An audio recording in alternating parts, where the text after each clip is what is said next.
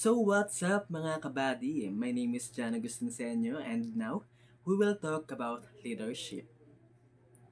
Who influenced you as a leader? For me, leadership ay tungkol sa paggabay at pag-inspire sa iba para makamit ang mga layunin. Ito rin ay tungkolin na nangangailangan ng pagiging makatarungan, matapang, at may kakayahang magdala ng tao sa tamang direksyon. And kabilang na here si Ching Ketan, that the one who influenced me as a leader, the one inspire me and motivate me on stuff, especially sa pag-iipon, and the one na nagturo sa akin who set a mind into a positive. What makes him someone you look up to? Si Ching Ketan is ginagawa niyang positive ang mindset ng isang tao. And siya as a leader, may tinuturo siyang formula sa buhay. So, mindset plus action equivalent to result. So, katulad na lang kung tayo ay mag-exam, what if kung bumagsak tayo? What if kung hindi tayo makapasa? Kung sa business naman, if paano kung malugi? So, sinasabi niya na it's your way of thinking will dictate your way of living. Kung paano ka mag-isip, yun yung magiging pamumuhay mo. State situations on how apply his influence in your life.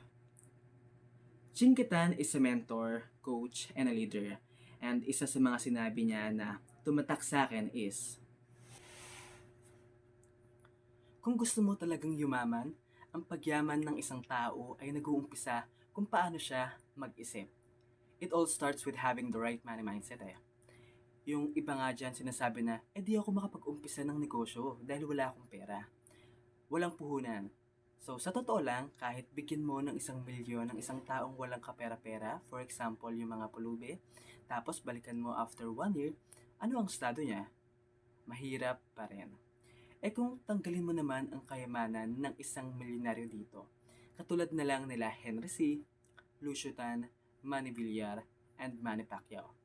Tanggalin mo lahat ng kayamanan nila, tanggalin mo lahat ng negosyo nila. Tapos balikan mo sila after 1 year. Ano ang estado nila? Mayaman pa rin. Kasi marunong sila gumawa ng pera. Mag-isip, the right mindset. Kumbaga sa Ching Ketan, ginagawa niyang right yung mindset mo. Lahat ng message niya sobrang deep at tagos. Kahit sinong tao may i-inspire pag pinanood ang mga video clips niya. How does it help you as a criminology student?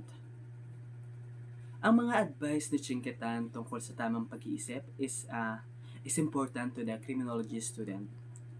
Understanding the importance na tamang mindset about money ay makakatulong sa kanila na magplanong mabuti para sa kanilang financial future. At maiwasan din ang mga sitwasyon na may kinalaman sa kahirapan. Moreover, ang kakulangan sa financial education at kakayahan ay maaring magdulot ng mga sitwasyon na nagdudulot ng kahirapan na maaring magresulta sa pang-aabuso at krimen.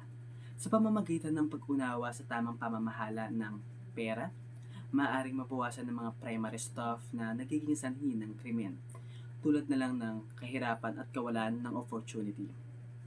Ang mensahe ni Ching Ketan na ang pagyaman ay nag-uumpisa sa tamang pag-iisip ay maaaring magbigay ng inspirasyon sa kanila para mangarap ng mas magandang kinabukasan. Through learning about financial literacy at ang kahalagahan ng pag-iisip ng tama.